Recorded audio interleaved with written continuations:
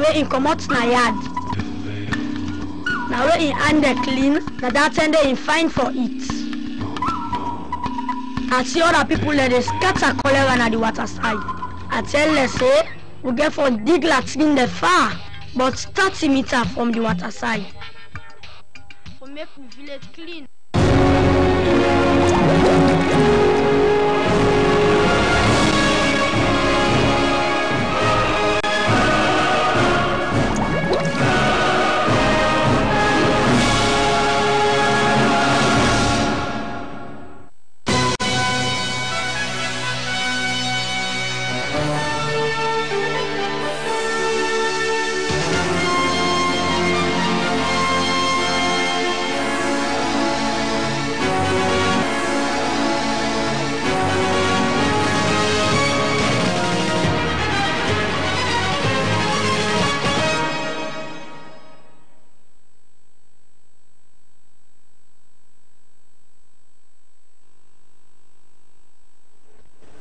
Hello and welcome to this edition of the Podium, which is coming to you live from Freetown from the Sierra Leone Broadcasting Corporation with me, Asmiuba.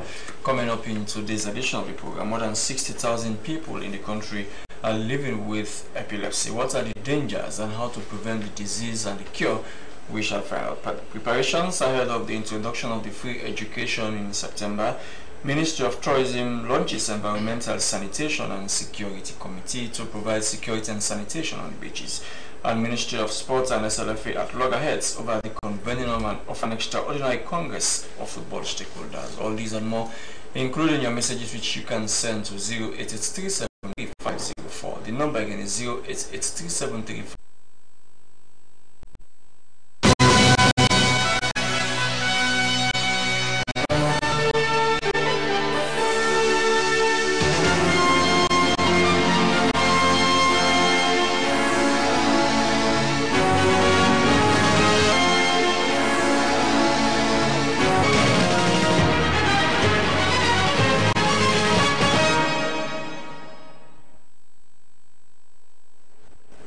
The number you can send your messages to 0883733504.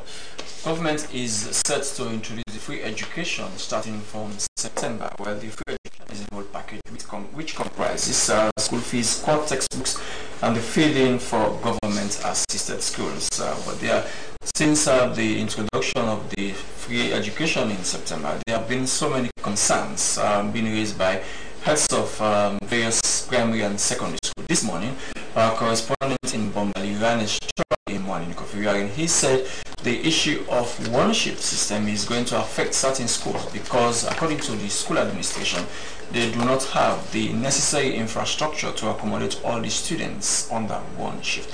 How are preparations going on? In the studio, we have Brahma Michael Toure from the Minister of Education. Welcome to the program, Brahma Michael Toure. Thanks for having me. I'm sure you've had concerns like these ones, the issue of fewer classrooms. So how can those fewer classrooms, for instance, accommodate the one-shift system? The issue of even people understanding what is the content in the free education package. Let's start with that first. So understanding what is in the package. Obviously, we've been working behind the scenes, and so we pretty much have some kind of knowledge of what we have suggested as the things that should constitute the free education. So keep in mind the pronouncement was made, but without specifics as to what should actually be contained in it. And so on the 20th of August is when the President, Julius Madabio, will be officially launching the free quality education, during which time he would communicate to the nation and the world at large so what is contained in that package. So for having the Minister of Education does not know what is in it? No, we do, because we are part of the team that actually put in those ingredients, and so it's a matter for the government to now look at all of it and say this is what is going to be the package for the start in September, for the start of the school year in September. One thing that many people have spoken about is this issue of migrating from two shift to one shift. Some people say if it continues the way government plans, it's going to boomerang. The reason being, the existing structures are the ones that these schools are going to use to accommodate the kids under one shift? So it has been... For instance, let me just paint a scenario for you, sir. Take, for instance, classrooms at the moment have not less than 70 pupils in one class. And the new directive is that at least 50, right? 50 kids in one class. So what's going to happen with the extra 70 or extra 50 pupils? So with everything that has ever happened to Sierra Leone, at least over the last 5 going to 6 years that I've been here, is that whenever something is introduced, I mean, the skepticism is usually higher than the positive attitude of people around it. And that can be understood, that's understandable. But here is the thing. Everything that has ever succeeded in life has to start somewhere. When the US said they were going to the moon, they never said it was going to happen the next day. But eventually they did. So the same thing with this. This is the first time ever in the history of education that a political administration is pronouncing free quality education. So for us as Sierra Leone, it should be like a welcome call. Well, Mr. Tui, this is about practicality. In other countries, sir, it is done by phases. So that is where I'm coming. Phase 1, for instance, government will say, well, this year we are going to pay all the fees. Next tomorrow we are going to cease operating under 2 shifts, 1 shift. By then, structures will have been built. Ask me. But that's not the case. You were here in this country from the campaigns right through to when the president was sworn in. And you had the pronouncement. But there was never any time in that pronouncement that he had said that the free education is going to start in September and be totally completed in September. It's a 5-year work in progress. So when is the 1 shift going to start operating? The 1 shift is going to start in September. So are there new structures in those schools? Are new classrooms being built? So keep in mind, after Ebola, before we returned the kids back to school, we did an assessment of our schools across the country. We discovered that we had a little over 300 schools that were critically congested, meaning they had 100 or more kids in one classroom. So take Ebola away, that's a disaster in itself. We understood that.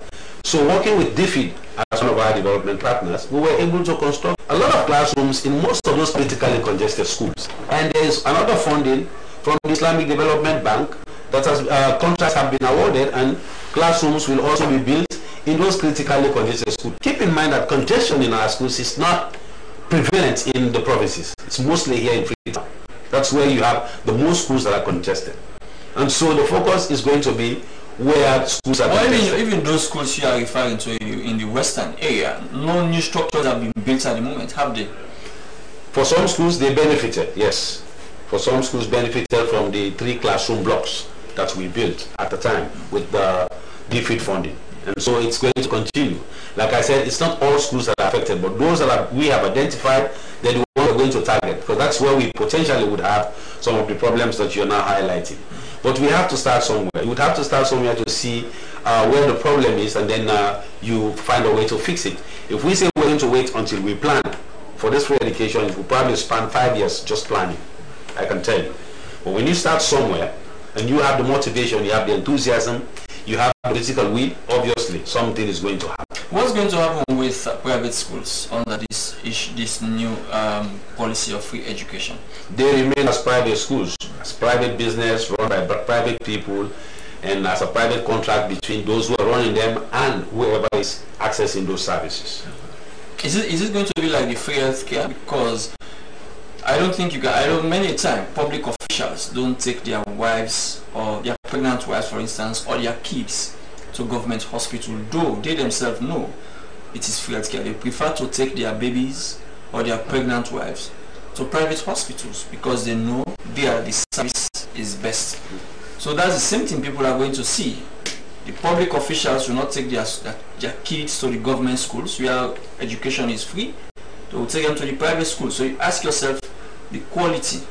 So that would be the assumption for a start. Like this is an assumption. I'm giving you but I'm telling you that go to government hospitals and go to private. Look at the care. I am telling you that with the free quality education, don't omit that word because it's all part of it. It's saying free quality education, and so obviously the main focus would be not just on the free, but on the quality. That is the reason why when this minister came on board, he suggested that we should have a national assessment survey. So he would be able to know the total number of schools we have in every ward in this country. And of course, the conditions of those schools, because in order for you to be able to cater for a certain population, you should be able to know the total number of that population. So, and you think the former Minister of Education, people say, spent 10 years chasing ghost teachers, which eventually saved this nation a little over $50 million. Let us don't forget that. For every situation, there is the pluses and the minuses. But the ghost teachers continue to exist. So you ask yourself whether the 10-year Dr. Minkailu spent chasing ghost teachers, whether it paid much dividend, because the classrooms were deprived of teachers. So, but if as a Minister of Education we have not done that, we would have lost $54 million to those ghost teachers. You see, that's the whole thing. You have the good side, you have the bad side. If you don't continue to chase them out, you will continue to lose money. So why didn't he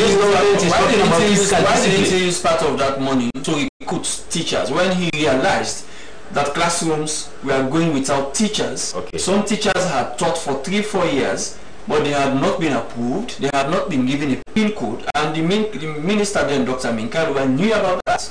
Okay, you're misunderstanding the calculation. So what we are saying here is, we take the average untrained and unqualified teacher. The salary of that average teacher is 600,000 euros, a little above the minimum wage.